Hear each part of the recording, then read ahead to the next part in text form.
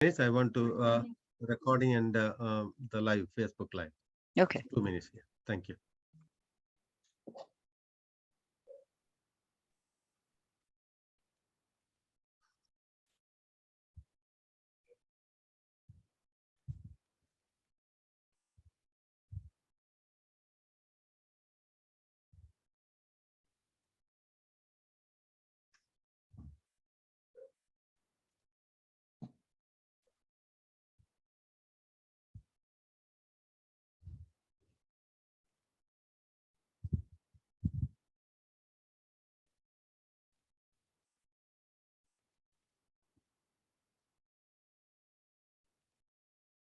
Okay, so it is live now. Okay. Yeah. So thank you everyone for joining for today's event. First, we'll start with the KGW theme song and then a prayer and then a welcome address. And then from there, Women's Club will take over the program. Thank you.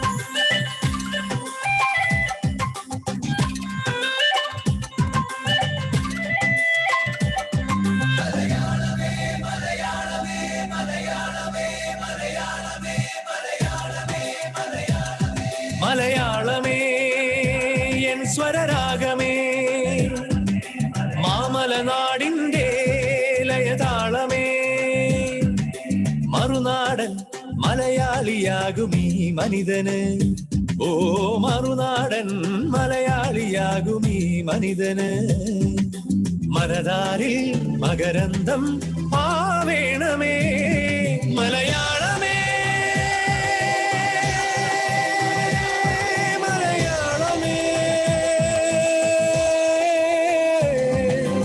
മാമലനാടിൻ്റെ ലയതാളമേ മാമലനാടിൻ്റെ ലയതാളമേ മലയാളമേ മലയാളമേ മലയാളമേ മലയാളമേ മലയാളമേ മലയാളമേ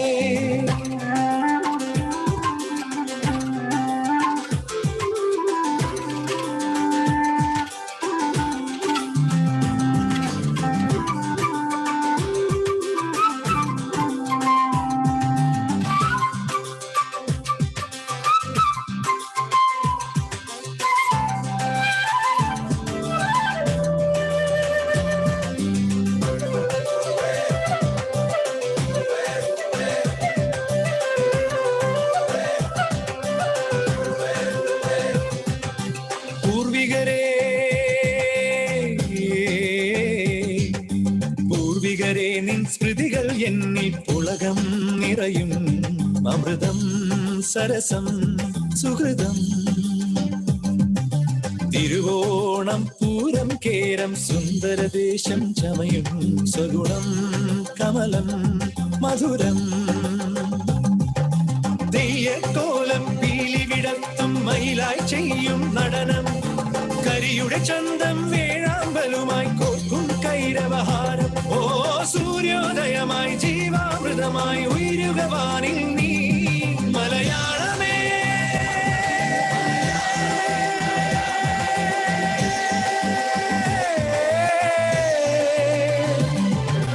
മാമലനാടിൻ്റെ ലയതാളമേ മലയാളമേ മലയാളമേ മലയാളമേ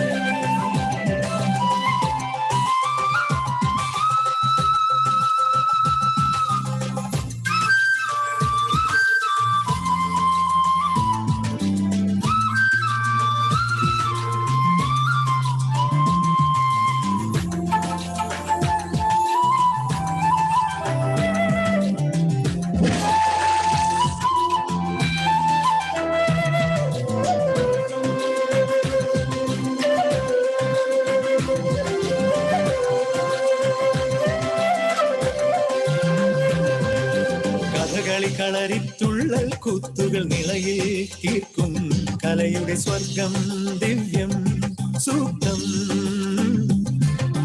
ഗോവള തീരം കവിയും മോഹന ജലകേളികളായി ഗ്രാമം മതവർണ്ണങ്ങൾ ഭേദം കൂടാതിടപഴകുന്നൊരു ഭവനം ഉന്നതി തേടും ജീവിത വഴിയിൽ മാതാവായി വാഴൂ മലയാളമേ കർണികാരമേ മാമലനാടിന്റെ ലയതാളമേ മാമലനാടിന്റെ ലയതാളമേ മലയാളമേ മലയാളമേ മലയാളമേ മലയാളമേ മലയാളമേ മലയാളമേ മലയാളമേ മലയാളമേ ജന്മാന്തരം ജനസഞ്ചയം വാഴ്ത്തേണമേ ജന്മാന്തരം ജനസഞ്ചയം വാഴ്ത്തേണമേ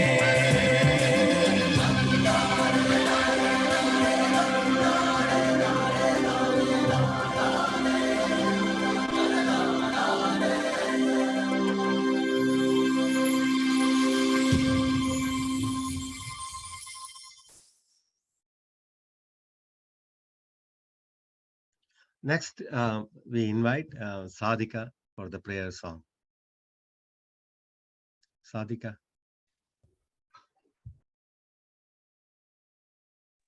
നമസ്കാരം.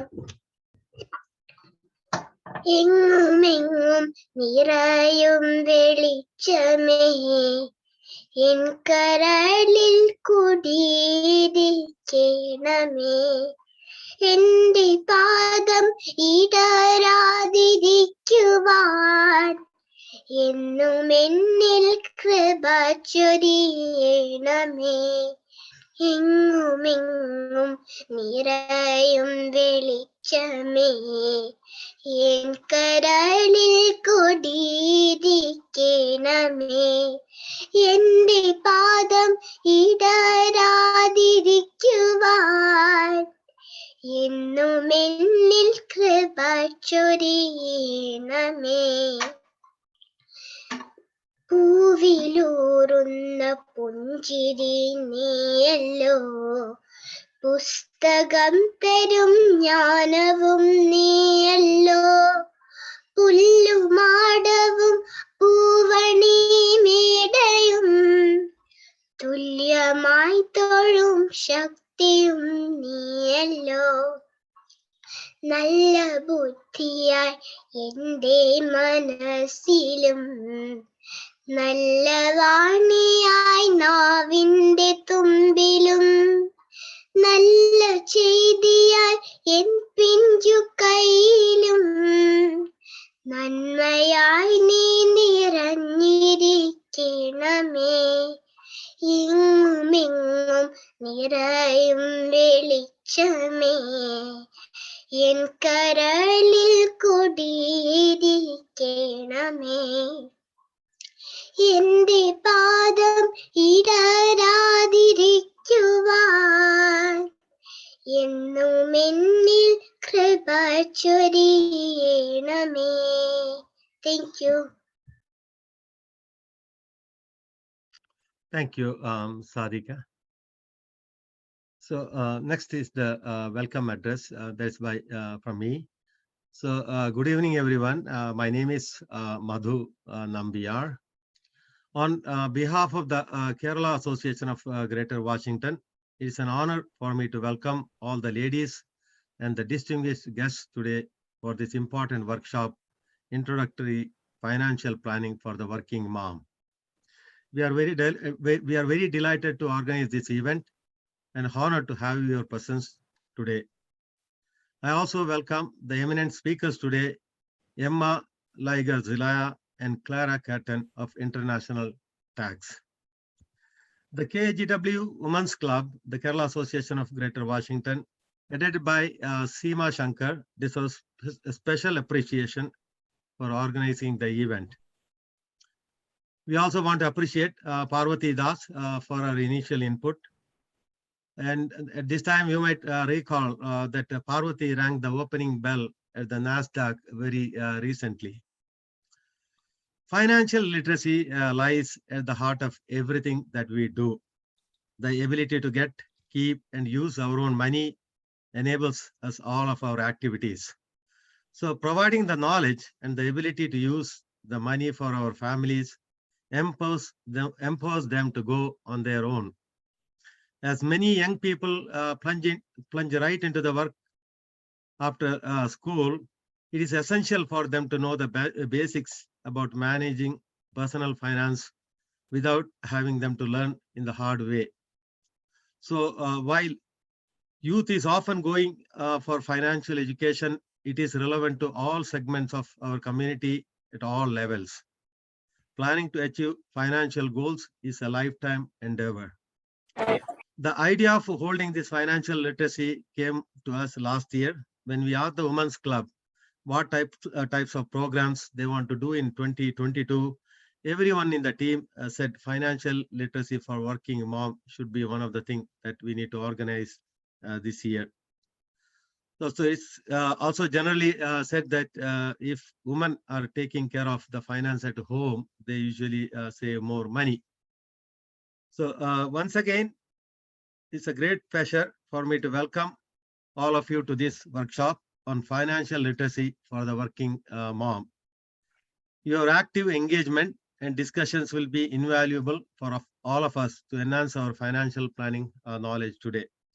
I'm confident of your energetic participation and looking forward to fruitful discussions. Once again, thank you, and handing over to Seema Shankar from the Women's Club. Thank you. Hello, everyone. Thank you for spending this beautiful afternoon with us. And thanks, Emma. Thanks, Claire, for being part of this and actually hosting this event for us. Just to jump in right into the details, to give everyone a quick introduction. Emma Liger-Zelaya and Claire Clayton, they actually have an entrepreneurs, and they are actually started Her Exec Suite. And Her Exec Suite was started to address the overwhelming gap of the lack of women in the executive suite. And their mission is actually to show how women can hold leadership roles in Fortune 500 companies. And according to them, every woman can be a CEO, CFO, CMO, or CEO. And if you do not want to be invited into the C-suite, they would encourage everyone to create their own business, run operations, make great executive decisions, and also create financial stability to their company. Herwealth is the part that we are going to be talking today. Herwealth is a financial education company which is specializing in providing financial services to young individuals and also to families and women with young children. So this particular event is very focused towards women. Thank you, Emma and Claire, in spending time with me and a few of the others in our women's committee to come up with this plan and come up with the agenda very specific to women. As we just said, it is mostly financial literacy, as you all know, cannot be learned overnight. So there has to be a starting point. And their philosophy is we start earlier, we can actually work through this a lot faster. So with that, I would not take a lot more time. I will just turn it over to Claire and Emma to go ahead and start their presentation. They have some awesome activities ahead of us. And just to give a quick introduction, Emma Liger-Zelaya, she has spent 15 years in public and corporate finance, specializing in tax accounting. And Claire Clayton is MBA in marketing and finance and marketing management, and with 12 years experience of creating budgets, executing marketing campaigns, and also data analytics. So over to Claire and Emma. Thank you so much, and hope everyone enjoys this. Thank you so much, Seema, for the introduction. Can everyone see my screen? Yes, we can see. Mm-hmm. Can you see the presentation view? No, actually, we see the notes view. Notes view. Can you see that now as well? No, it still shows the Still the note. notes view? Okay, let me Yeah. stop sharing. Mhm.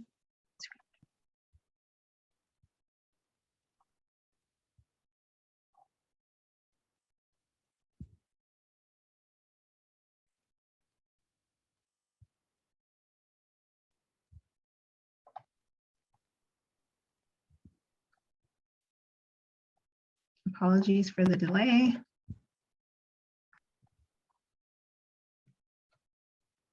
I think we are fine. I know that it is on the side. It's not the notes view anymore. I know it is just a little bit, there's a side bar Wait, and then I have the You can- double oh, there screen, it it's so is. good. that's There what you that go. Very is. good. Yep, there you go. I have a double screen, so I think that's probably it. That's what it is. Yep. Okay, so we're all set here. Can you see me fine? Yep. Yes. Now we can. Yeah. So this particular slide we're walking in here is the agenda. We're going to start with a review of money mindset. We're going to examine why we think about money the way that we do. We're going to dive into the core competencies of budgeting, examine some SMART goals. And then at the end of this presentation, we're going to understand what investment vehicles that we can leverage based on budgeting. We'll start with this. This is a fun little tactic. I hope we get some responses here. Looks like, not sure where that is. I'll start here. Money is. I want everyone to take a moment and think about what money means to them. And I'll start. I'll be the first person to go. Money is freedom. I don't know if Emma, you would like to go ahead and kind of let people know what money means to you. And it'll make sense a little further as we go into the slides. Money for me is opportunities. Okay. Okay. One more, Seema, I'm calling you. Oh, for me, and I think I've heard many of my friends have heard me say this: money doesn't buy you happiness, but it certainly gives me options. Oh, I like that. So money is freedom, I hear. Money Yeah. is opportunity. Money is options. Options. Yep. Yes. And there's no right or wrong answer here. It really just depends on the person. Let's take a step back, right? Let's understand why money matters. Money is the medium of exchange. It helps. It's the building block to living. We need it to pay our bills. It provides opportunity. Whether it be if you want to move to different places, if you want to execute your dreams, if you want to start your own business, we need money to achieve all of those opportunities. Money beliefs.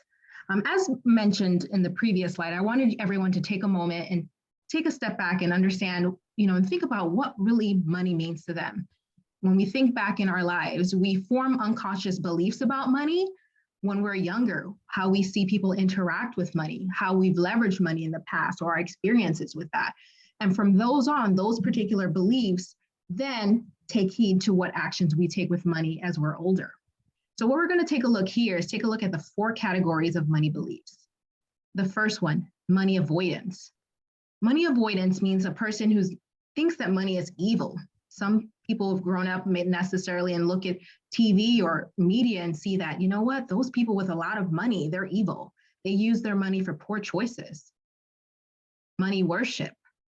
They leverage money to leverage their status. So they, their net worth represents who they are as a person. So the more money that they have, the more money, the more that they feel better about themselves.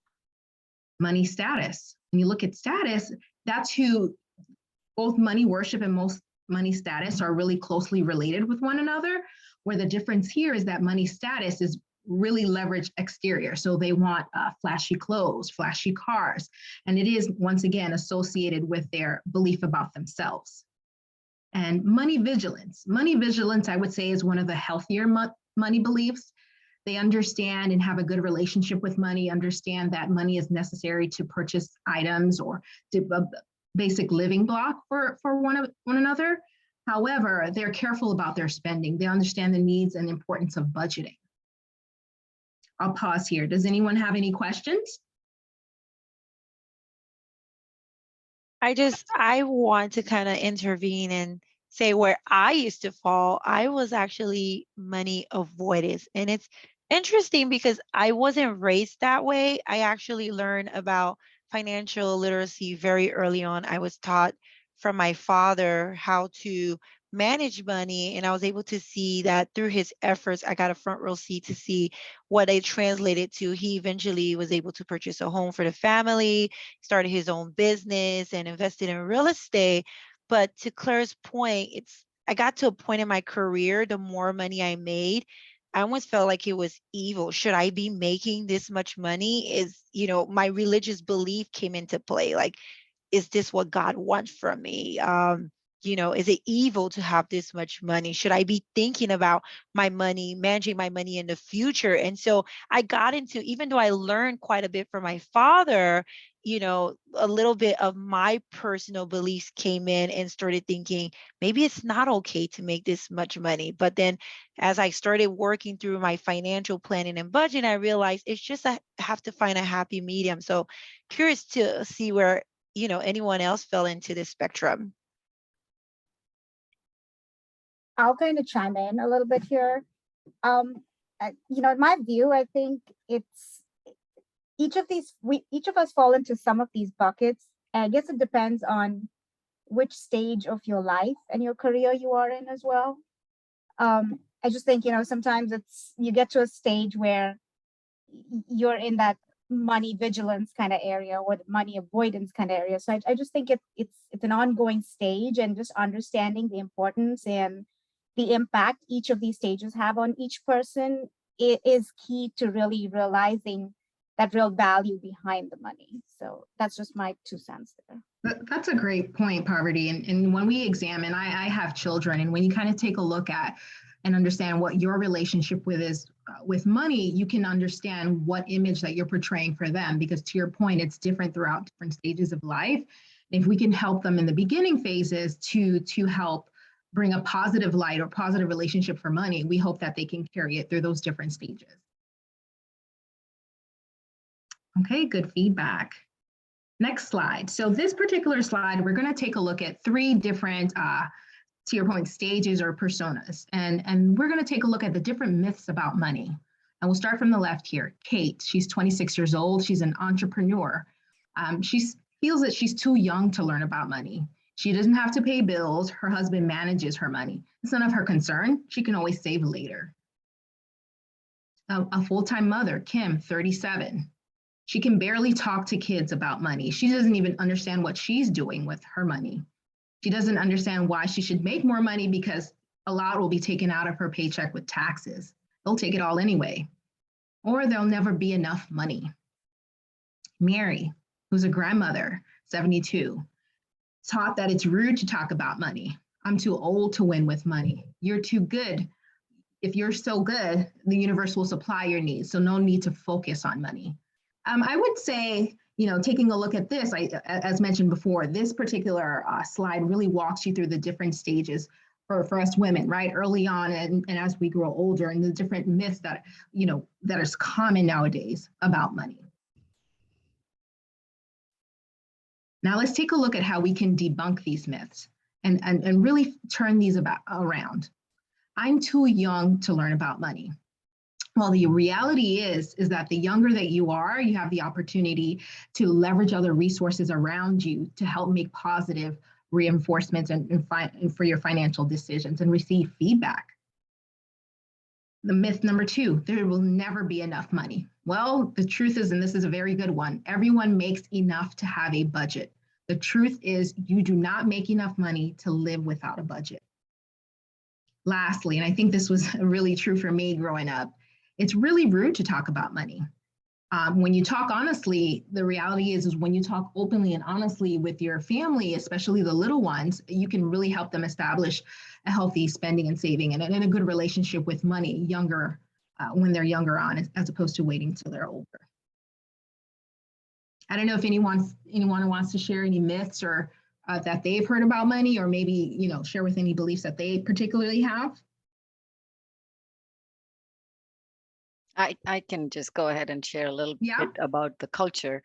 And also depends on the culture. The culture that where you are from, it's either saving a lot of money, or it's generally the head of the household who takes care of the money. And there is a little bit about it's rude to talk about money, that most parents just don't ask other people as to how much, whether you're okay, whether you're financially, whether you need help or how can you ask help for Yeah. money when you're in a tough situation. So I would also say that not just about age, I also believe there is a cultural aspect to all of this. So Wow, that's a really good point that you made. Just for reference here, I'm of Haitian American descent. So the similar in my household growing up. My dad managed all the money. You didn't really hear necessarily my mom talk about it. And no one asked, how much did you make? Or, how much, how did we budget? Or where was the money allocated? It was kind of like very hush hush. And to your point, it was very associated to culture. mhm.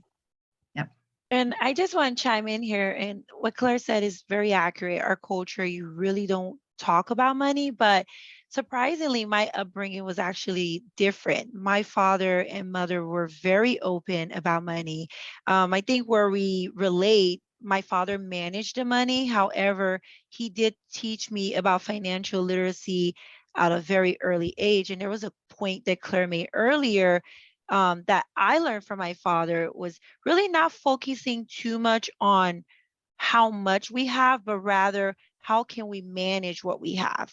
He migrated from Haiti, and he was the sole provider for a family of 7, and he was a gas station attendant. Can imagine that wasn't bringing a lot of money. However, because he wasn't entirely focused at that point of time, that was all that he could make for a couple of number of years. And so he had to shift his mindset from, okay, I want more, to, okay, this is what I have. How can I manage it to be able to save up, get that house that I want? And as I mentioned, he eventually started his own business, started real estate. But if he did not take the time to consciously shift his mindset, I don't think he would have been able to do that. And I really appreciate that he was open and honest with the family about how to manage money, because it translated to the decisions that I made in my personal life. Great. Does anybody else have anything to add to that? Okay, next slide. So this really speaks to the point that we made in the previous slide.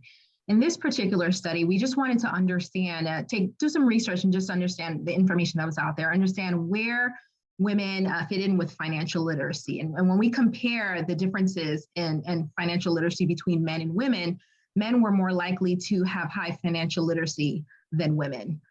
Some of the reasons that were stated in this particular study, not only was it culture, but when you look at tasks from a gender role perspective, this was surprising to me. When we look at tasks, when you think of what a masculine task is, would it be fixing cars, etc., handling the finances were considered more of a masculine task than it was for female tasks. So that was an interesting tidbit that was learned. But once again, this just shows that there's opportunity for us as women to gain traction in terms of financial literacy, because as was mentioned earlier, we take hold of our household and have an opportunity to pass down positive money mindsets to our children and family.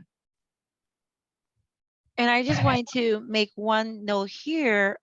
Studies have also shown that women outlive men.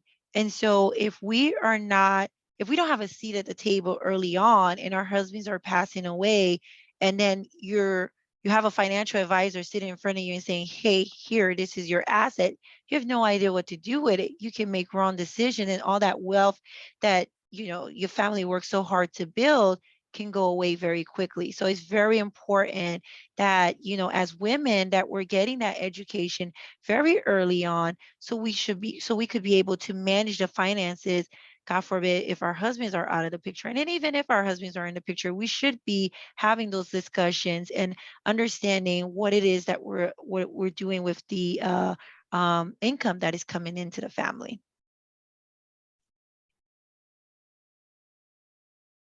All right. Thank you so much, Claire, for walking us through that session of money mindset. I strongly believe that the way you think about money has a direct correlation to how you manage it. So you have to get into that positive mindset so you can start putting down the foundations to be able to put together a financial plan.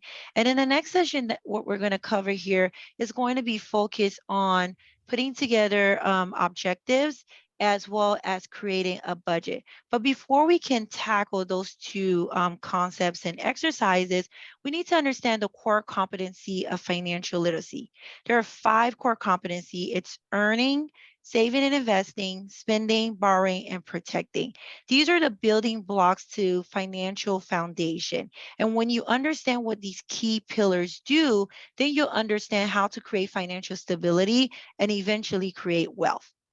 The earning concept focuses on how much money you're bringing in. So a lot of us earn our paycheck through wages from a job. Some of us may be entrepreneurs, so we have income coming from a business venture, or we may be working but also have a side hustle on the side.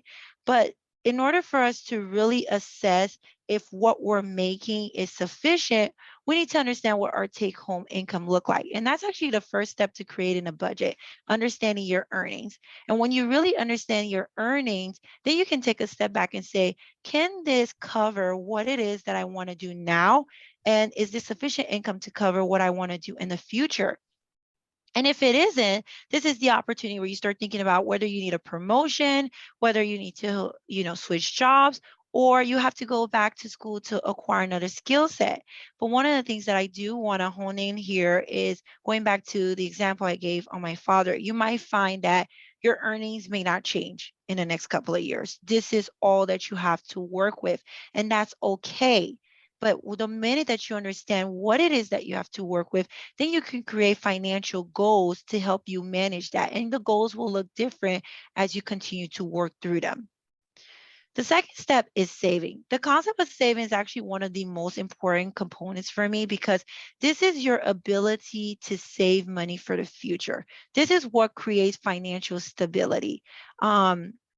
Before you probably heard this in the past where people said, before you do anything, pay yourself first. I strongly believe in this. You should be putting aside at least 10% of your paycheck to saving. And you should have an emergency fund. I was reading an article the other day from Bankrate, and it mentioned that only 25% of Americans have an emergency fund to cover 6 months of their expenses. And what are you going to do if you don't have enough money in the bank account if you're to lose your job now? What if you and your spouse both lose your job? You're not going to be able to manage your bill? Is your house in jeopardy? So you don't want to be in that situation. That's a very low margin, 25%. So one of the first things you always want to do first is saving. And once you create that discipline, then everything else will be a little bit easier for you to put in place. The third concept is spending. This concept gives you a glimpse of your lifestyle and your financial behavior. What are you doing with your money? How much is going to your needs versus your wants? And using a budget really helps you get a great highlight of your spending habits. Because once you have that information in front of you, you can really see if you're putting your money into places that doesn't really give you great benefit. And this is an opportunity for you to shift some of those costs into vehicles that can be of better use for you and create a return or help you buy into a certain asset that can give you a profit or return later in the future. The third concept, I skipped over investing, but investing is really created through passive income. This is again where you're contributing to an asset and it's giving you a return in the future. So this could be investments in stock. It could be investments in real estate. You can own an equity percentage in a business venture. So it requires an upfront contribution, but you should be getting some sort of return, and it requires little effort from your partner, someone else in the background who's managing this asset for you, and return you're generating a profit. And then when you think of borrowing, this could be from a financial institution, it can be from a private lender, but if you ever purchase a home, you know that they're looking at how much you earn. They're looking to see if you have money in a bank account. They're looking at your credit report to see how you're spending your money, how you're utilizing credit card. So all of these items have interplay. They correlate with each other, because at the end of the day, what a financial institution or a lender is looking at, they want to see if you have discipline and if you have good money management. And I do want to highlight here that not all debt is bad debt. You know, once you learn to master financial stability and you move more into the wealth section of your financial planning, you'll learn that you can actually leverage debt to build wealth. But this is a very, it's a complex strategy, but when done correctly, you can yeah, you can actually build some really great wealth. We like to use the term OPM, which is other people money, where you actually don't need to tap into your own savings account to buy an asset that can eventually can generate you a profit in the future.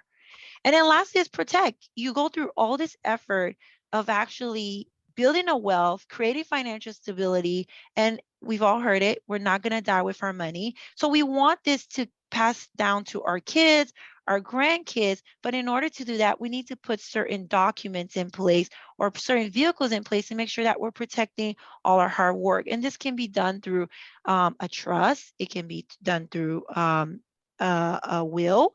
It can be done through life insurance, certain retirement account. So in this particular session, we will focus more on the financial stability, which is your foundation. That's the earning, the saving, and the spending. And once you learn how to create financial stability, then you can dive into the other portion of the core competency, which is investing, borrowing, and protecting. But you will not learn how to master that until you learn to master financial stability. So does anyone have any question, or was there anything that I mentioned here that wasn't unclear and you want me to dive into a little bit more? Okay. All right, Claire, if you can go to the next slide.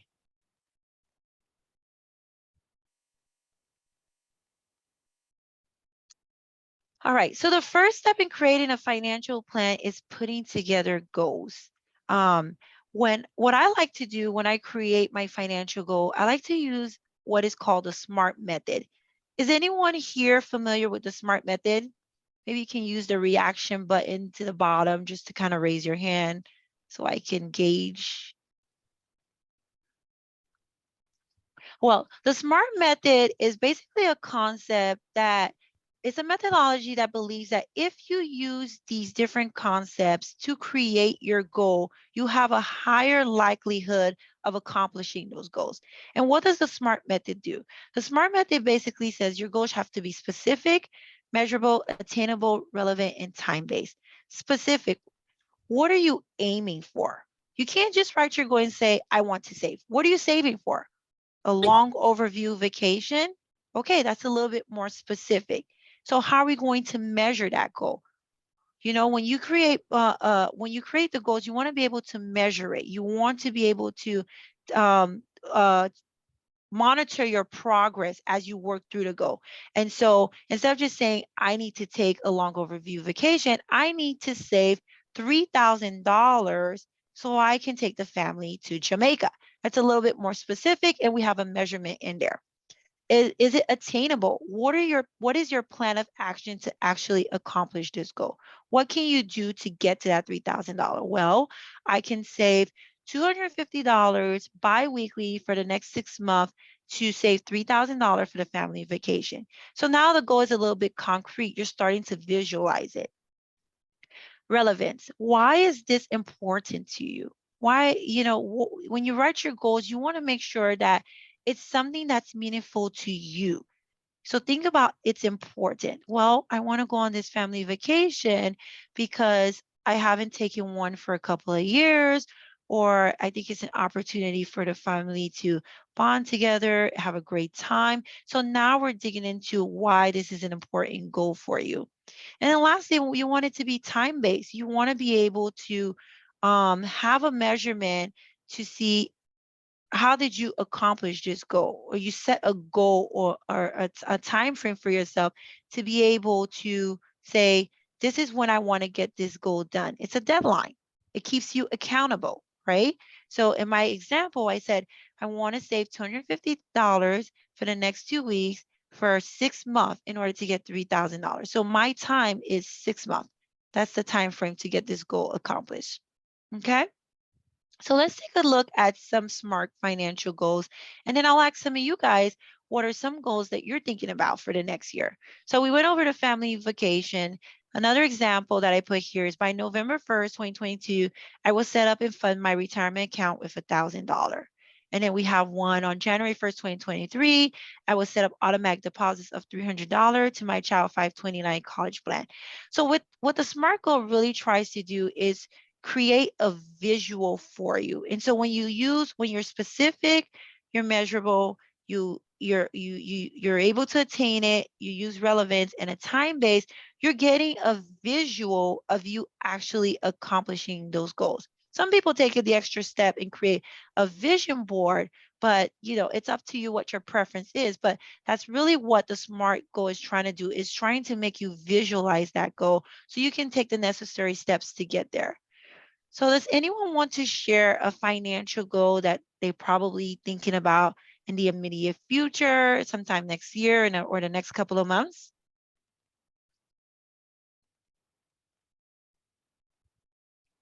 Claire, is there anyone that you're thinking about for next year, the next couple of months? Yes. Well, number one is, I'm sorry, Claire, you're breaking up. can you hear me now? Yes. I said, yes, it's similar to the Uh-oh. one. It's still unclear. Yeah, it's hard to hear you. Well, I'll tell you guys one of my SMART goals. I was actually going through my goals a couple of weeks ago. I actually have mine pasted right in front of my door because I like to look at it every day as a reminder that I need to get these things done. And when you think about the core competencies that I talked about, I've gone through a lot of the core competency, and right now I'm in the protected or protection concept piece of it. So one of the goals that I want to do is actually put together trust, so I can start protecting the wealth that I've built up. So in the next couple of months, I wish to sit down with a lawyer so we can start working through those steps. So that's one of, my immediate financial goals. Is there anyone else who wants to share? I'll probably share something here. I've never seen myself in this financial planning mode until most recently, and I know Emma, I've worked with you, and you're kind of one of those strong women out there who do that, right? And Seema, I know, is another one who has really set an example for a lot of us. But one of my goals is to kind of identify and explore different ways of trying to save, right? And as you said, the OPM concept, other people's money, is a vast area that you can explore, and not a lot of us out here know that. I mean, real estate investing is one of the areas, right? You talked about a couple others, but really exploring what's out there other than our regular 401k plans, and whatever is just out there right in front of you. But what else is there different that we can explore is one of my goals for this year. That's really great, Parvati. I learned about the OPM concept. I mean, we've all learned about debt, but I was always thought that debt was something you want to minimize. If you listen to Dave Ramsey, Susan Orman, they're not big, components of, they don't really favor debt. But then when I started, looking into real estate and looking at other strategies, to your point, Parvati, I'm like, wait a minute, there's a way that you can really leverage debt, and where it would have a huge impact on the pool of money that I have saved up. So there is a lot of information out there. You can borrow from your 401k and not have to pay that money back. You can borrow from your life insurance and don't have to pay that money back. And I can talk about what type of life insurance is that. You can also borrow from your 401k at a lower rate that you may, a lot of the financial institutions and the way the market is going right now, there's very high interest rate, but you can borrow from your 401k at a lower rate, and you can pay that money back gradually. So there's a lot of different ways that you can build wealth. But before we can get into any of those strategies, like I said, you have to hone in on the foundations first and master that first. Then you can get into the wealth building part. Okay. All right, Claire, if you can go to the next slide. All right. So the next part of financial planning is creating a budget. Once you understand what your objectives are for the year, the next step is putting some numbers to papers, right?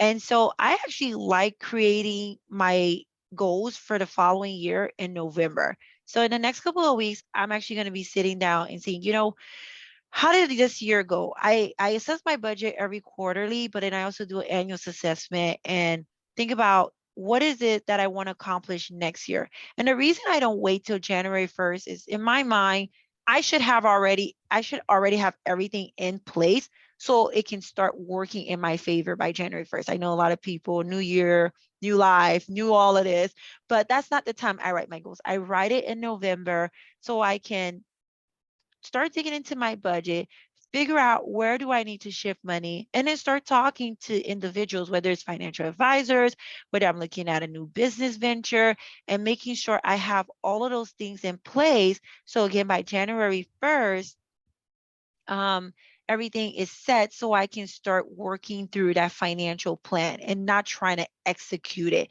by January 1st. I feel like I'm behind when I do that. And so I encourage all of you guys, as you think about the previous slide, which talks about the SMART method, start thinking about your goals. I would encourage you, if you have time tonight or sometime this week, to write at least 3 goals for yourself. And then start thinking about what is it that you need to do to be able to accomplish it. So like I said, the next step is creating a budget. So once you have that goal in mind, you start thinking about, okay, how can I accomplish it? Do I have sufficient money to make this happen? And so a budget is basically a tool that helps summarize your personal finances.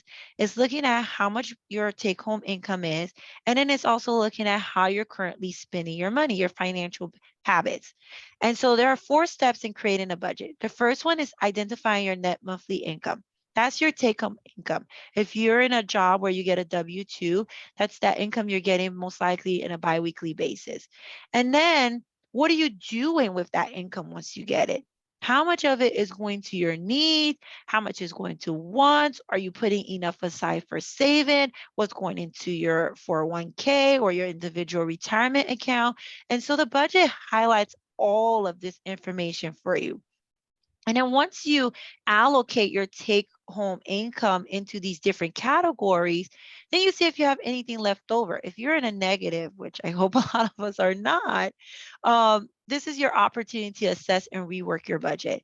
I used to actually have this method or this saying, set it and forget it. Way back when I started doing these sessions with my family, that was the way I taught them to budget. I said, set it and forget it. Set all your bills and you don't have to worry about it. Set all your automatic deposits for savings and you don't have to worry about it. But that's actually not the right way to do it. I think it's accurate to set up your bills and to set up automatic deposits, but I don't think it's accurate to forget it, because you want to see how you're trending. You want to see if you're actually keeping up with your budget, and if there's wiggle room for you to put money aside in other items, then you want to use that opportunity to do that, as opposed to spending it in things that doesn't bring you any benefit. So I want to say set it, but do not forget it. You want to assess and you want to rework your budget as often as possible. I'm not saying do it on a weekly basis, monthly basis work, maybe a quarterly basis, but you definitely want to pick up that budget and see how you're trending. Any questions here on budgeting? All right. Emma, what's the one piece of advice you would give to people like me, maybe, who love to spend a lot and splurge, really, no control? So, I mean, honestly, Parvati, you remind me of my sister.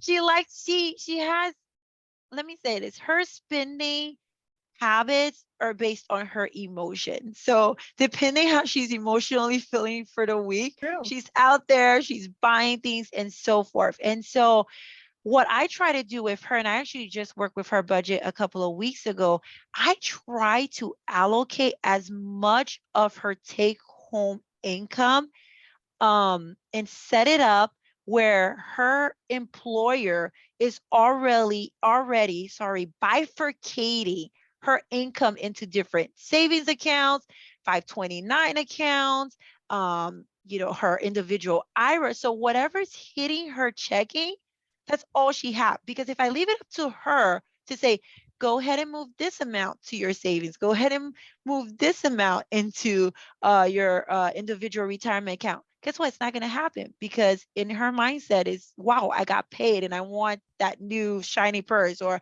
that new shoes. So with someone with those sort of spending habits, the best thing is to actually try to set up as much payroll, what's the word? Have your Deduction, employer, payroll yes, deduction. payroll deductions, and move that money into the different financial goals or vehicles that you want. So what is actually hitting your checking is the bare minimum, where you can still maybe buy a shiny purse, but you don't have to buy 3 or 4. So that would be my recommendation. There's a quick question on the chat, and Mhm. I actually had the same question. And thanks to Abhilasha Nair for Mhm. asking. Do you have any websites or budgeting tools or a simple Excel spreadsheet that you can go ahead and send across, just so that folks can? Because there are some things which we don't even think is an Mhm. expense, but they actually are. Um, is that something that you recommend? Is there a website or a tool or just simple Excel? So I used to use Excel, but one of the things about budgeting that I mentioned is you create an estimate. You're estimating what you think that take home income looks. Some of you may know.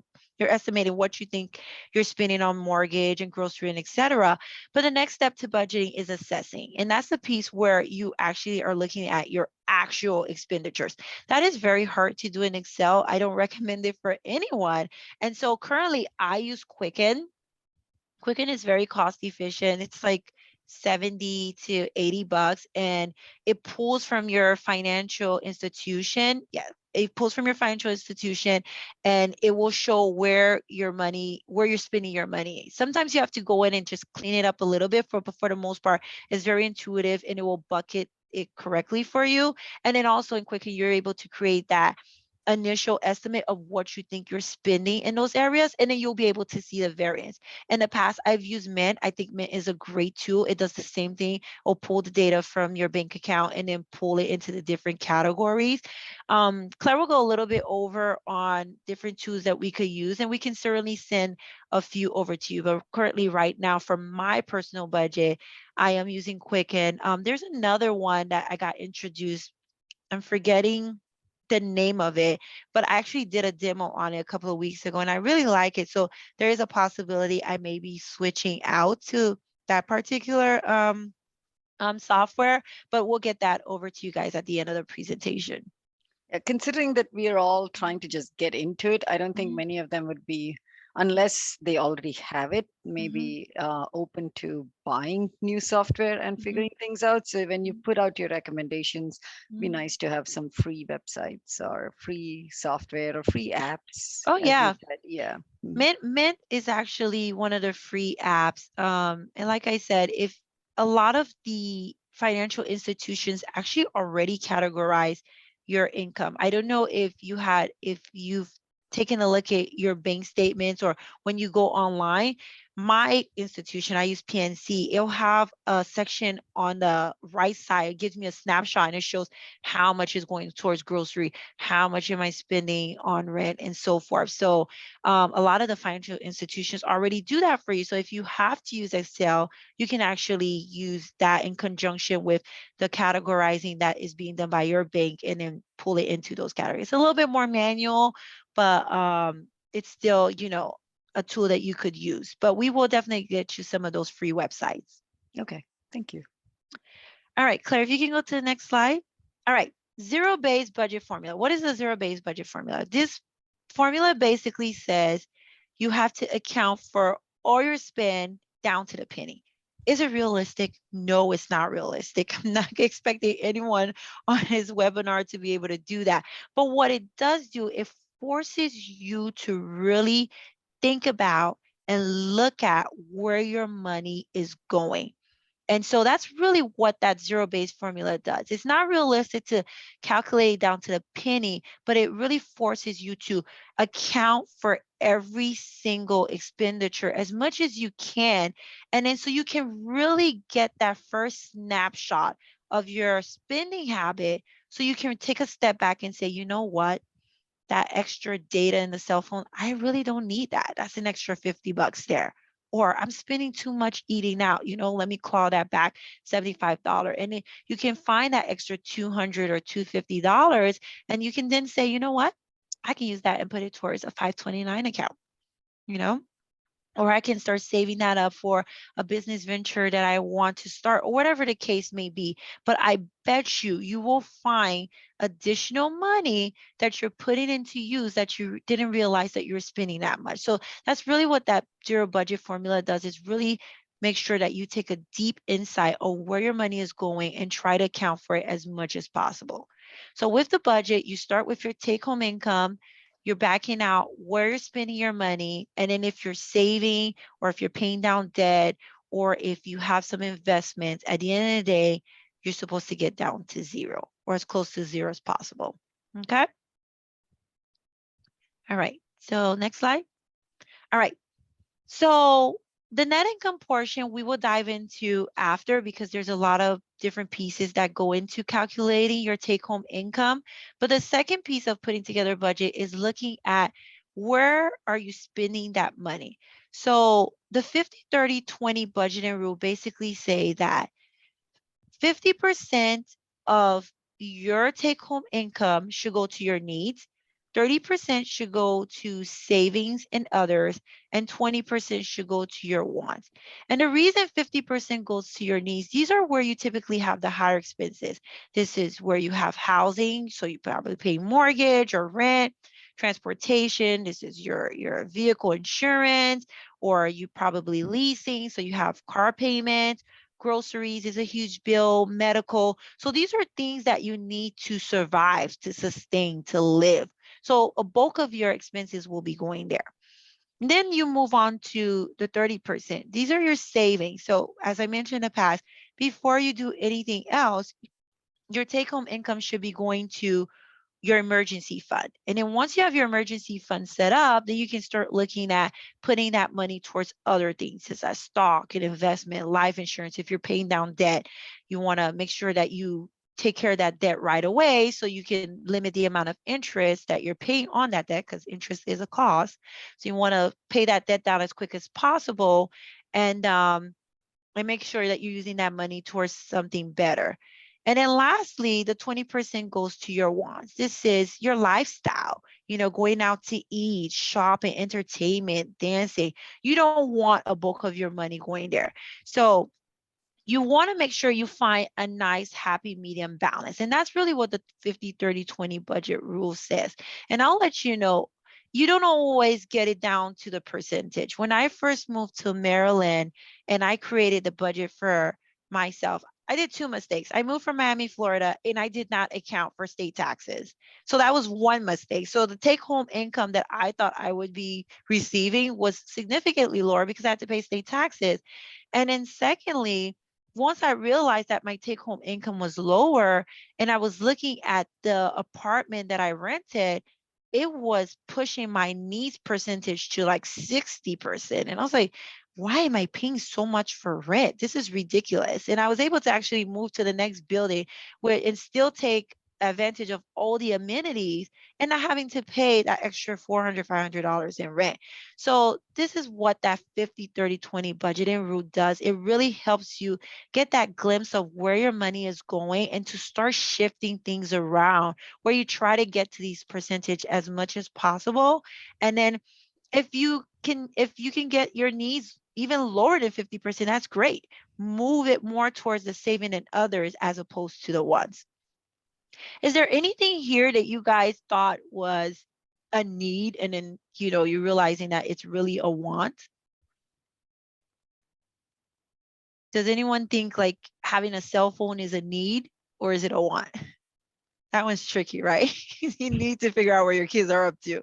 But again, it gives you an opportunity to really stop and think about what are you categorizing as needs, and if are they really needs, and should they be in the want bucket, and really taking a deep dive and figuring out, do you really need these things? Okay. So this is the rule that we will use to build out the budget. So any question with the 50-30-20 rule? Have anyone heard of this rule, is currently using this rule to create their budget?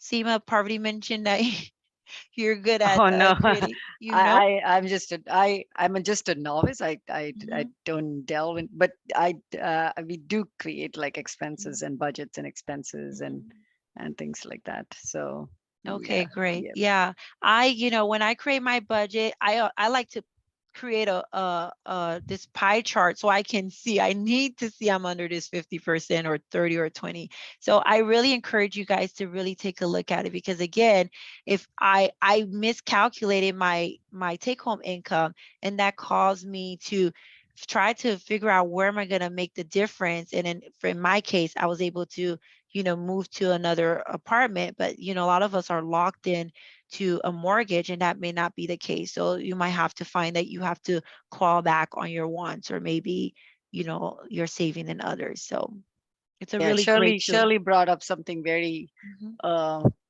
very very specific a little before that. mhm, When kids start going to college, mhm. suddenly it becomes yeah, now all the wants or needs are, is it a need or is it a want now? So I definitely think it's a I completely need. agree with her on that. We want to make sure when we think about OPM, that's what we want to do with our kids. I Yes. mean, we definitely want to have college saving accounts in place, but if we can get them as much scholarship and grants as possible, then we don't want to use our money, right, to send them Yeah, to college. Abhilasha is in a great place. She's asking, so if we are less than 50%, then can we make some wants into needs? And like, oh yeah, go for it. I You would love that definitely can. cruise vacation. Yeah, yeah, no, no, thanks, Seema. Like, I was just going to ask if, let's say some of these are very subjective, right? So, housing. So, if your housing mortgage is more, or if you end up spending, more than 50%, then the type of house that the type of house that you're going to buy, can be a want, right? Not a need. So, I was That's just true. thinking along those lines. And so a cell phone, like, you just need a cell phone. You just don't need the iPhone 14. So if you end up buying the iPhone 14, that's a want and not a need, I That guess. that Kidding me? that's iPhone, correct. iPhones are our needs. Well, I don't know if that's a need, but you know what? You could get the 14, but maybe we don't need all that data, right? So there's way to play around it with it. And then, you make a good point, because again, when I think of with the first couple of steps of creating a budget, you start with that take home income, and then you first set aside what you want to save, or what you want to put in one of these, financial instruments. So then that pool of money that's left over, that's where you should start thinking about, okay, can I afford a house, or do I need to afford something a little bit cheaper? So going back to, do I need that 5-bedroom home, or should I really try to stick to that 3-bedroom home, because that's what works within my budget? So anyway, those are things to think about. Okay, Claire, if you can go to the next slide. All right, so let's quick snapshot of a financial budget. So your take home income. So if you look at the net income line, this is my estimate. Think of Emma moving from Miami, and then she's going to Maryland. So I estimated my net income will be 2,000. And then I put together what my monthly housing, grocery, insurance, etc. So my total needs 1,150. So then we get down to my total wants, which is cable, cell phone, restaurant, my lifestyle, $600. And then we get to saving and others. I set up an emergency fund account, putting money away towards that, but I also have a credit card bill that I have to take care of.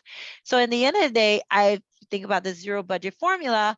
I've accounted for all my expenses. I should be at zero. However, at the end of the month, or when I really look at what I'm taking home, I was overstating it by $200, actually $1,800. And this is the part of budgeting that a lot of people don't do. They set the estimates, but they're not taking the part to assess and rework. You have to take a look at your budget I would say monthly because I think that's the right thing to do. When you get more disciplined, then you could maybe move to quarterly. I don't really recommend quarterly, but monthly would be, the rule of thumb for me. And then you take a look and see, okay, overestimated my net income. And then in this scenario, spent more on groceries, but I did pretty well in gas. So total needs went down. Actually, I did pretty good with my total needs. But then when we get to total wants, I went a little bit over. And then we get to saving in others. I did pretty good there. That was good. So in this scenario, what would end up in my situation? I would have a negative account balance. What does that mean? I overdraft and the bank is going to ding me, right? Or if we don't get to a point of overdrafting, we're going to realize that, oh my God, my account is low. What am I going to do? Maybe I'm not going to put money towards that emergency fund. Forget it. That $200, leave in my bank account. I can't move it over. So this is why it's very important to work through your budget, create those estimates, but assessing it and reworking it and making sure that you're trying to stay as close to as possible. And then going back to my sister, like she put together her budget because she realized she's a spender and she made it too conservative. She was like, I'm gonna spend $50 eating out. I'm like, that's not realistic. Like, come on, you like to go to brunch. You like brunching with your friends. You're not going to spend $50, and especially not in this market where inflation is really up. So we want to make sure we're saving. We want to make sure we're meeting our financial goals, but at the same time, we want to live life. So make it realistic, but just don't try to go to one end of the spectrum more than the other. Just try to find a happy balance. Okay. Any questions on the budget snapshot? Emma, I could have you a just question. sorry, go ahead. This is Smita here. Mhm. Hi. So I have a mortgage to pay in 10 years. Mm-hmm. But if I work hard and plan to pay this in 5 years, what are the benefits, or is there any tax implication? So when you think about mortgage, you have principal and you have interest. So the longer it takes you to pay your mortgage, the more interest that you're paying. So I'm actually very glad you brought that up. I created an amortization schedule for my mortgage. I have this loan balance and my mortgage is actually 15 years. And I created the amortization schedule so I can see at the end of 15 years, what does it look like? And the amount of interest that I would have to pay on this house killed me. And I said, you know what? If I shave off 5 years, what would that look like? And how much additional amount do I need to put towards that mortgage to shave? And it saved thousands of dollars in interest. So whenever you are in a position to pay your mortgage off, if it makes sense, because I don't want to say you should do it if it makes sense, because if you can use that money, because remember I talked about passive income and getting a return on that passive income. If it makes sense, I would say pay the mortgage off because interest is a cost, and whenever you can reduce that cost is great. However, if you can use that extra money and put in a financial vehicle, so let's say your interest is, I don't know, 4%, but you're getting a return of 10%, I would put it towards the financial vehicle because I'm getting more of a return back. So net, it's a 5% surplus for me. But definitely if you have a little bit, you may not be able to put the entire, let's say in this example, 300, but maybe you can put 150, and then maybe the return you're getting from that financial vehicle, instead of reinvesting it into that asset, you can say, you know what, I'm gonna take $200 out and put it towards my mortgage so I can reduce my interest. So you can actually do both. So, but all of that takes financial planning, and I'm going to stop here because we can get really complex with it. Thank you. But is there any tax implication, like if we finish it off? So it depends. So when on your personal tax return, you can get a standard deduction or you can itemize. So people who itemize, meaning that they're taking their mortgage interest, their taxes, they probably have medical bills, they're giving to charities and so forth. So that all those expenses combined is larger than the standard deduction that the government will give you. So Mary Fallon jointly, I think the standard deduction is 24,000. So if you were itemized, you're exceeding that 24,000. So if you're paying off your mortgage quicker, that means you're going to have less interest that you're reporting on your tax return.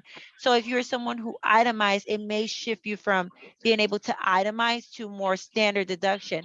But I still think that's a better situation for you. And if you are finding that you're having a tax leakage because you're not itemizing anymore, this is where you have to work with a tax professional to make sure we can mitigate that.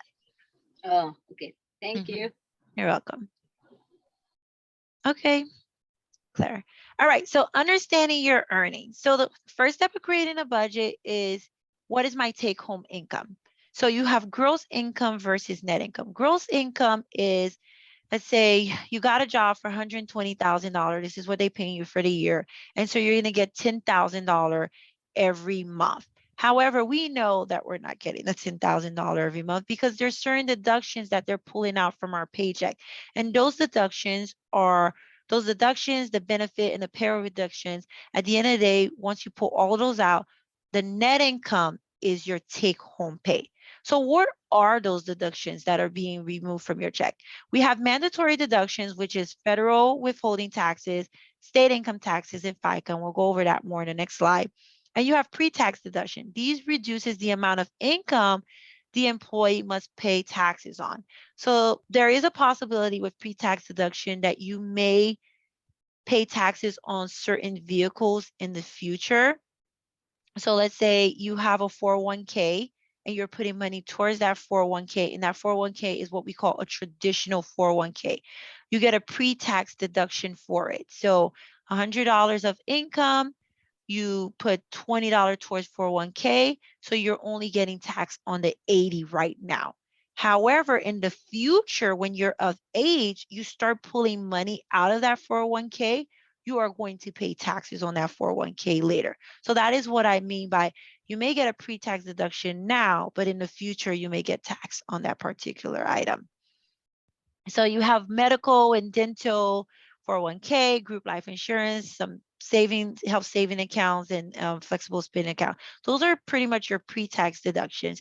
And then you have post-tax deductions, which is your raw 401k. That's a different type of 401k. We can get into that.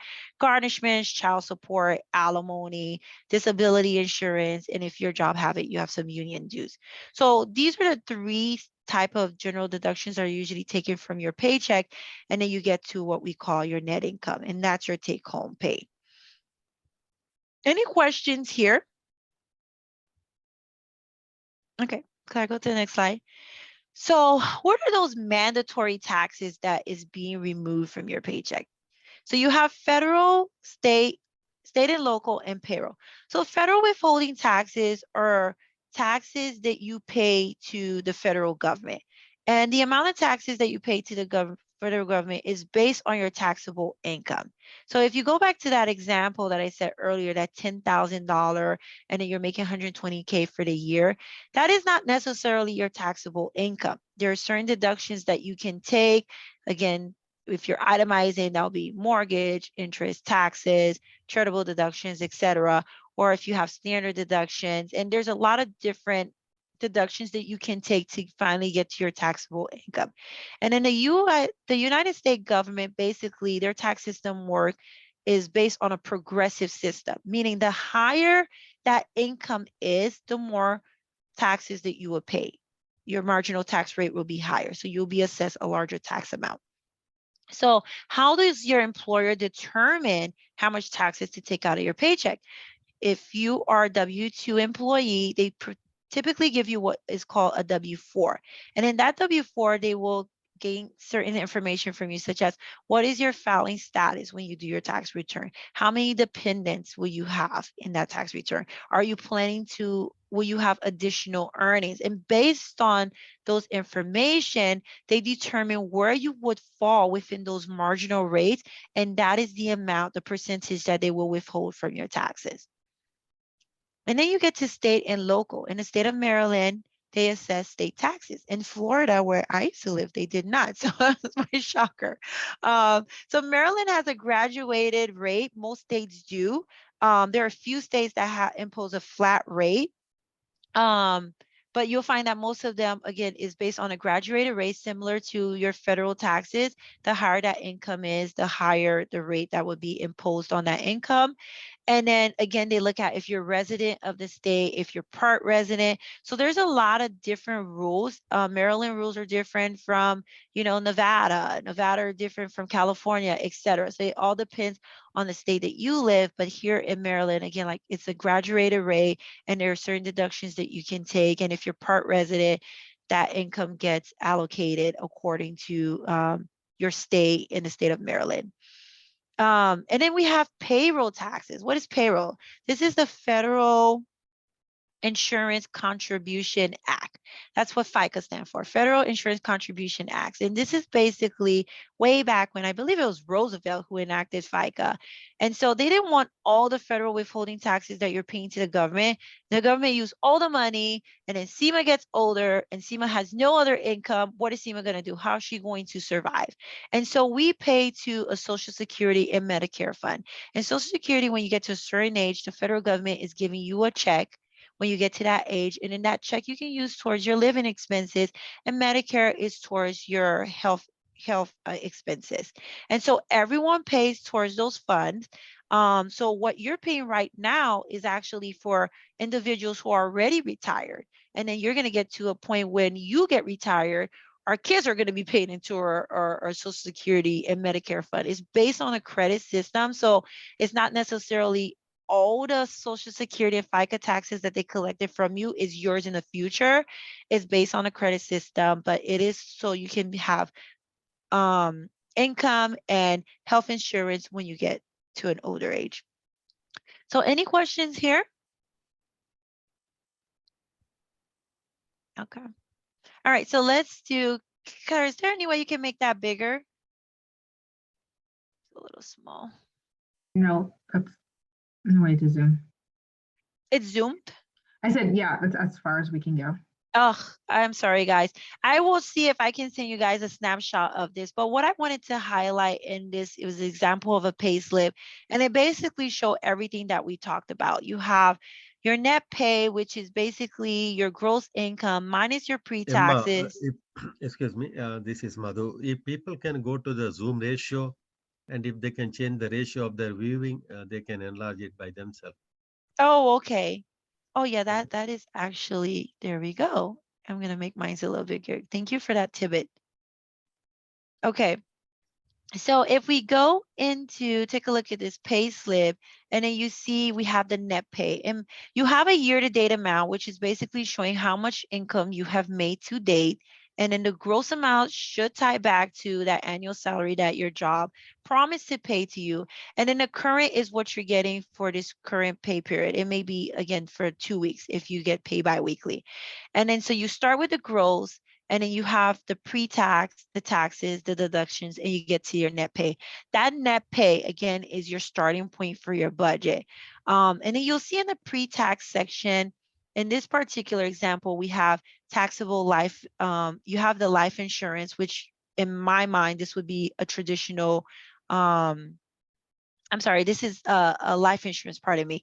So you have the life insurance, which you're paying towards if something should happen to you. There's a lot of jobs that offer that sort of benefit. And then you have post-tax in this particular example, the post-tax, they have a Roth IRA. So this is a 401k where they actually collect the tax up front, but when you get older, you can take all that money out and there will be no additional tax to it.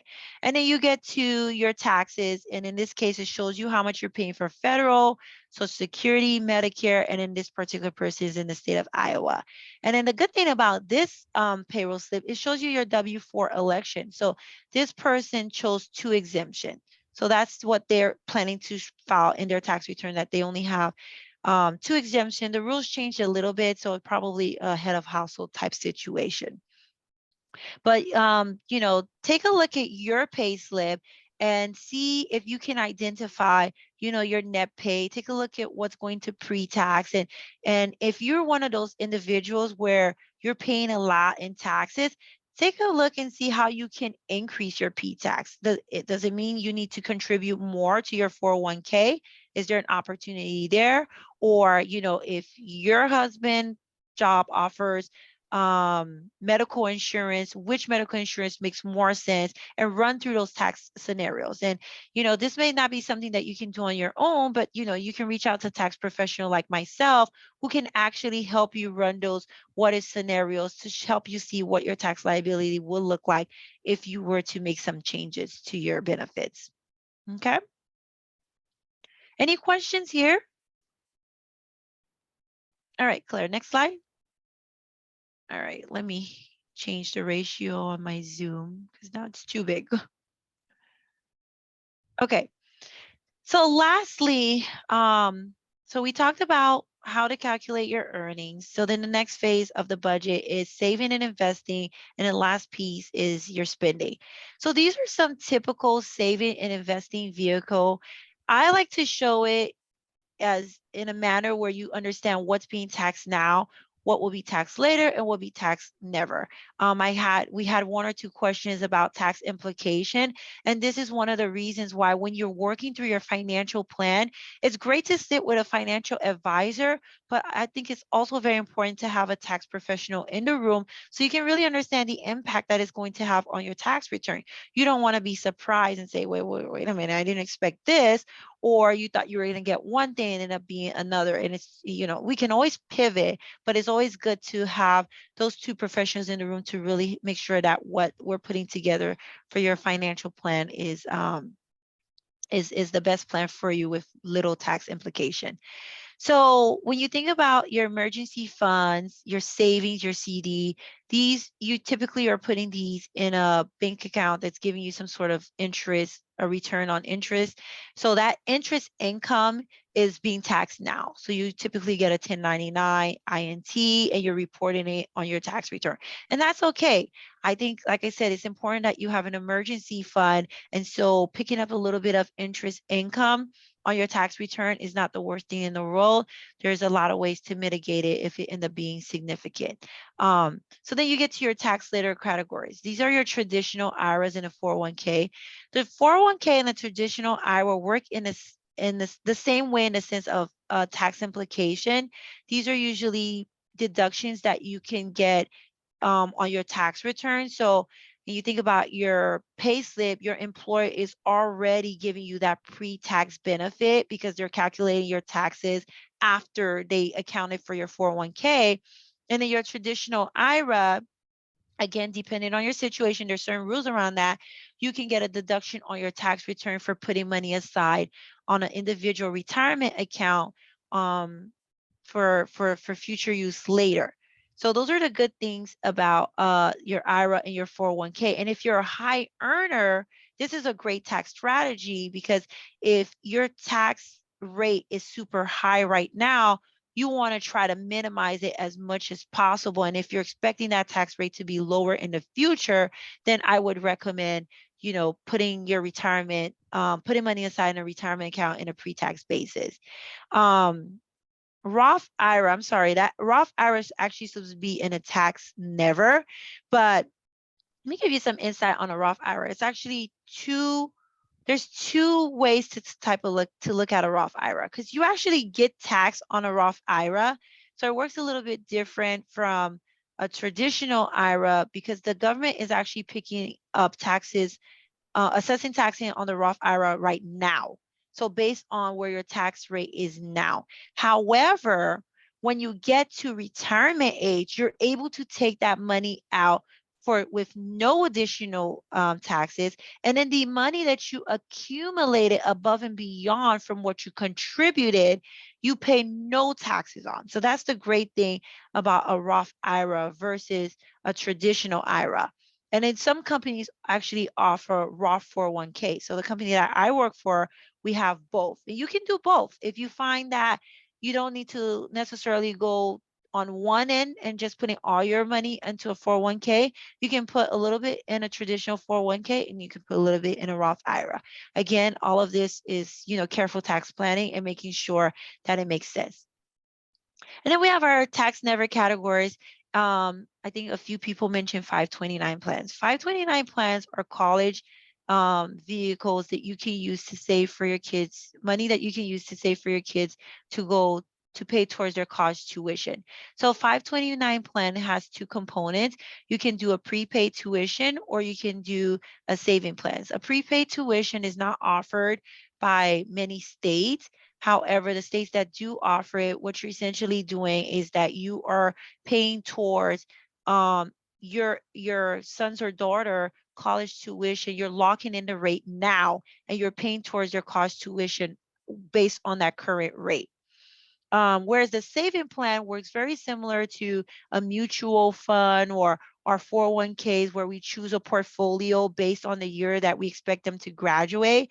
And then it continues to grow and there's vesting in certain equity funds or stock markets. So the money that you put in can grow above and beyond than what you actually put into the fund because you're invested in the stock market. But with anything with the stock market, that money can also decrease as well. But it's a really great tool. And if you think about the Coverdale education plan, it's very similar to 529. You can, again, you can set this up for a son or a daughter. But 529, you can contribute 2,500 per year. Coverdale, you can contribute 2,000. You get state deduction for both plans. However, the Coverdale, you can only contribute up to age 18. So once your child is up to age 18, you cannot continue to contribute to a Coverdale plan. Whereas a 529 plan, you can continue to contribute to the plan as your child is going through college. And then the Coverdale plan is also based on your income. So there's a certain income threshold that if you surpass, you cannot be part of a Coverdale plan. And then you have your whole life insurance and your term life insurance. Let's start with term life insurance. Term life insurance are cheaper. It's based on what you expect, life expectancy. So you can buy term life insurance for 10 years, 20 years, 30 years. If you outlive the plan, then you get nothing. You get nothing out of it. And so you have to really go back and purchase another life insurance. And at that time, you're going to be older and it can become very expensive. So some people look onto whole life insurance. Whole life insurance are known as permanent life insurance because it doesn't matter if you outlive the plan. It's not set on a certain term. It's just based on, how much you buy. And there's a cash value to it. And the great thing about whole life insurance is that you can borrow against it and never pay it back. So long as you don't borrow more than what you contribute, you can actually start putting money, taking money out of your whole life insurance to take care of your spending needs or your vacations when you get older. And so that's a great thing about whole life insurance. And it works, again, similar as a mutual fund where you're putting money in and it's being invested into stocks. And so that cash that accumulate is, yours to keep. And then you can still pass it on, the residual to, your beneficiary. So any questions on these investment vehicles? And again, the tax implication varies depending on your situation. This is again where you will want to sit with a tax advisor to walk you through what makes sense for your situation. What is the general recommendation from a whole versus term life? Or do people do part and part? So I actually started with a term life insurance. I'm actually still in a term life insurance. I'm going to convert that, not into a whole life insurance. I'm going to use a universal. It's a little mix of both a whole and a term. And you can start with a term life insurance. And the insurance that I have in particular, all the money that I have paid into the term life insurance, I can actually, so let's say I paid, call it 3,000 already into this life insurance. I can, based on the time frame, I can take that 3,000 and convert it into a whole life insurance. So the insurance company gives you a certain amount of years to get this done. So let's say in my case, I have 5 years to do it, but year 3, 100%, year 4, only 75%. And in year 5, I only can convert 50% of the 3,000. So if you're not able to afford a whole life insurance right away, then you can do that. But to your point, Seema, you can do both. You can buy a smaller whole life insurance and get a larger term life insurance. And then later, when you can afford, larger life insurance, again, you can convert it. How much can we borrow from whole life insurance? So again, with the whole life insurance, you have what you contribute, and then you have the cash value, what is accumulated. So the way the whole life insurance works, similar to, again, a 401k plan, where they're taking that money that you're contributing and they're investing it into different funds. And so if the market is doing well, then your cash value is increasing. So you can borrow that cash value that has increased. And so you can take it in a form of a loan. So if you haven't reached the age of retirement, most likely you're going to be taking it in the form of a loan. You don't have to pay back. You don't have to pay back. But if you borrow above and beyond the cash value that has accumulated, now you're tapping into what you actually contributed, then you're going to run into some tax consequences. Will they be affected by the capital gains tax? I'm sorry? Will the if you borrow from if you surrender your cash value, will you borrow from your cash value is capital gains tax Right. With everything, you have long term and applicable? short term. So yeah. Okay. Any I further had a, questions? yeah, I had a different question. So I saw in the savings you talked about 529 for the educational benefits, right? Yes. And recently I came upon this term called custodial Roth IRA. So which one would be different, or both? So you can, so the way the Roth IRA works, you could have a Roth IRA, and it's the same thing with a brokerage account. You can open up a brokerage account in your name. You can open up a Roth IRA in your name, and then for the benefit of the child. However, typically with, these custodial Roth IRA, there has to be, again, you're working, in which in this case, I'm sure you are working and you could put that money aside. But you have to be careful with Roth IRAs because there are some certain tax rules that you can still set it up, but you won't be able to get certain benefits in your tax return, because if you have an employer retirement account like a 401k, there are certain deductions that you cannot get on your tax return because you have that employer 401k. But with the Roth IRA, like I said, even if you're not getting those benefits on your tax return, you can go ahead and set it up, but the Roth IRA will still be under your name, but it will be for the benefit of the child at some later time. But I wouldn't go that route. I would go the 529 route, because with the 529 route, it's so flexible. If one of your childs decide, they don't want to go to college, then you can transfer it to another child name, or you can transfer it to a grandchild name. So it's not like you ever lose that money. And like I said, it's never taxed so long as you're using it for your education expenses. But it gets to a point, if you have no other child to transfer the 529, or there's no grandkids in the picture, you can actually take all that money. You can take all the money. However, you will be assessed you will be taxed on it, because again, you're not using it for the benefit of education, but you'll pay that small tax and then, maybe use it for a business venture.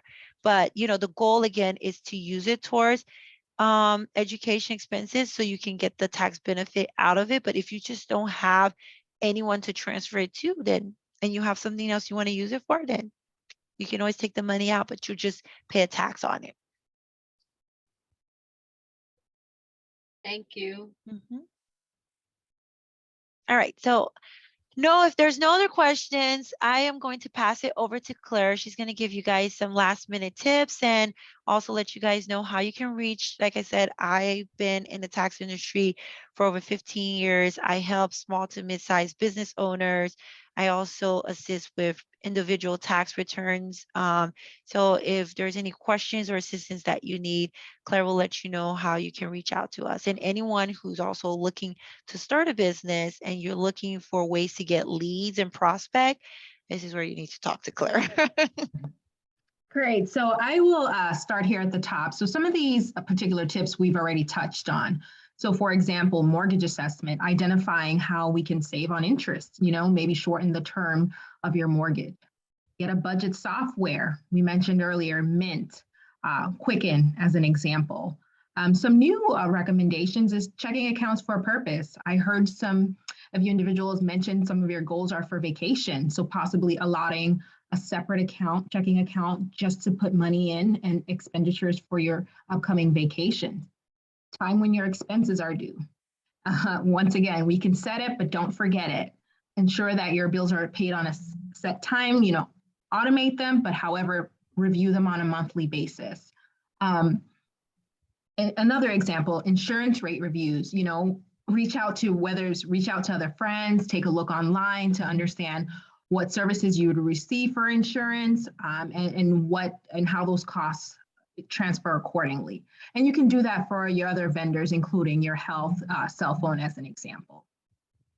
Once again, just wanted to say thank you for taking the time out to listen to our presentation. The purpose of this is not only to educate the community, but really to empower the community. And it's a lifelong journey for financial literacy. We want you to be able to not only have access to money, manage your money accordingly, and build financial success for yourself as well as your family, and pass on this important lessons that you've learned about money through your kids, and that it can continue, so forth. Thank you very much. We will follow up with our contact information. Seema, maybe you can send out our contact information in a separate note, as well as the follow-up. So I know there were some requests for additional resources we can use and tools for budgeting. So we will include all of that information as well as our contact on that for you. Oh, definitely. Yeah, I'll definitely send that out. There's one question out there. I believe this is about the 50-30-20 rule. So is it okay to change it from 50-30-20 to 40-50-10? So what's your thought on that? Definitely. Like I said, the 50-30-20 rule, the goal is to really just set the foundation. But if you can minimize the expenses that you're allocating towards needs, like again, like if your mortgage was just too high, and then we get to a period where you have an opportunity to refinance into a lower interest rate, and that carved out, I don't know, 150 to 200 from your mortgage payment, yes, by all means, allocate it to cash and saving, use it to invest, use it to make more money. That's the goal of this, create stability, but then we want to start moving into building wealth, right? So those numbers will shift once you move to that wealth building stage. Okay. Any questions, anyone? I think we've actually gone through most of the chat messages, but we can definitely open the floor to questions. Any questions from folks? Just wanted to let everyone know that this is just the starting of the series. It's it may be way too introductory for some folks, but or maybe just the right amount of time for some others. But we just wanted to set a baseline before we go through the rest of the series. So just please go ahead and ask your questions and let them know what else can be talked about, so that when we come back next time, we can actually go through some of those points. I would be interested in the protection part of it, where Emma, you touched a little bit upon the trust aspect, setting up trusts for protecting your savings and future. If we have time, just maybe 1 or 2 takeaways on that, or maybe something we can follow up on maybe later in another session. So the protecting piece is actually where the phase that I'm actually in. So when you start thinking about, honestly, the recommendation that I got from my financial advisors, when you actually buy a home, you want to start actually looking at trust. You want to start looking at protecting. And I worked through the first phase, which is getting the life insurance. And then now I'm looking into the trust and the will. And I had a will put back way back when, but it's not as robust as I would like it to be. But again, when you start looking into investing, this is when you really want to start thinking about, how can I protect this? Protect it from, in a sense where you don't want to lose it, but then also protecting it from probate. I don't know how many of you guys are familiar with that concept, but even though you own an asset, it doesn't automatically pass down to your kids. It has to go through probate. And unless you have a will and trust in place, that's the only time you can actually stop the probate process. So you don't want to have to go through that headache. You don't want your kids to have to go through that headache. So this is why the will and the trust piece is important, Parvati. And I hope to share more information with you on that, because I'm actually going to start going through that process. But besides, what I indicated today, there's not much I can really share with you. I would be sitting down with an estate lawyer, and that is just such a complex area in itself. So I wouldn't be, the right person to give you a lot of recommendations on that. I can just speak on my experience once I go through it. Just want to ask your general opinion. In the federal government, you can take life insurance one-fold or twice, two-fold of your salary, or threefold. What is the generally people do? I'm sorry, can you repeat that? In the federal government, basically, there is an option that you can take life insurance twice of your salary or thrice of your salary, like that. So what do they generally people do? What level they take? So this is actually where a budget is really useful, because when you think of life insurance, if something unexpectedly happened to you, what do you want? What's the purpose of the life insurance for you? That's the question you need to answer. For me, I want to make sure the mortgage is paid. My husband's not struggling. I want to make sure I set money aside for the kids, um, so they can be able to go to college. I want to make sure that there's money available, for savings and emergency fund. So when my husband and I sat down and thought about, what is the value or the amount that we needed, these were the things that we wrote down and say, how much is the mortgage? How much is our property? How much do we want to set aside for each kid? What do we want? Besides all of those bills taken care of, I want to give them a little nest. I want to give them something to start with. Once you have that number in mind, then you can take a look at a life insurance that sort of work within that, and if you can take a little bit more, by all means. I don't think it's based on a certain salary. I think you really need to look at the expenses that you wanted to cover. And then beyond the expenses, do you want to leave a portion for your kids so they can be able to have a nest to start with? Thank you. Thank you very You're much. welcome. You're welcome. Just wanted to check again. I know it's about 6:45, so just wanted to check if there are any more questions. I know it's Sunday evening. Many of us have time off tomorrow, but some of us don't. So just wondering if there are any other questions. If you do, go ahead and let us know. If not, please send us the questions to us too, and I can work them through Claire and Emma. Okay. I don't think there are any, just giving a couple more minutes, but while folks are thinking through this, Emma, Claire, thank you. Thank you so much for doing this afternoon. I know it was a beautiful day, but I think you chose to spend it with us. And thank you to the audience who also chose to spend this beautiful evening with us. I know this is just the first steps towards financial planning. And this, as I said a little earlier, it could have been basic one-on-ones for a few of us, but few of the folks. But at the same time, as we said, we all wanted to set the stage for everyone, and we can just start building blocks, as you call it, of financials Yep. on this. I know there are a lot of folks who would like to know a lot more about credit cards, about mortgages, about about how what are the various types of investments, what are the limits on all these investments, because sometimes when people come at you, it's all very too much to take on, I guess. But it's a good thing that you said start off with your income versus expenses, and then get going. And as I think I've already said this a few times, the society here, the society here is a very educated society. So it's not as if any of us don't or cannot do any of these basic accounting skills. It's just that people don't want us to spend the time on doing this. So it'd be very nice for some of you to just send us recommendations or a website, just taking the time and trying to work it with our own bank statements and credit card statements, because a lot of them are PhDs, or as you've already seen, tax accountants, VPs, and that's kind of the general population here. IT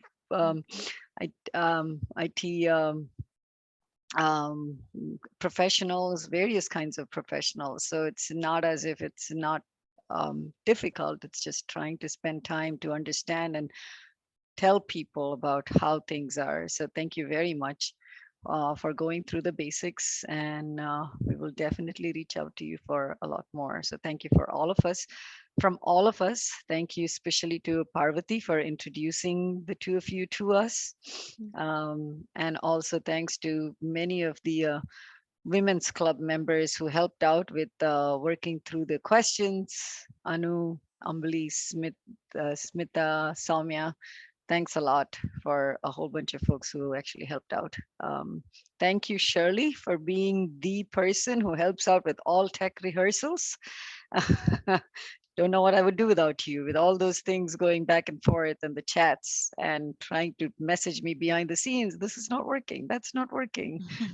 So thanks a lot. And thanks once again to Emma and Claire. Thanks, Madhu, for helping us showcase this session. Thank you, I- everyone. Thank you, Seema, and thank you, Emma. Thank you, Claire. Thank you all. This will officially conclude the program. I'm sorry, somebody was saying something. Okay. So this will officially conclude the program. We will terminate the recording and the live stream and then close the program. Thanks a lot. Bye.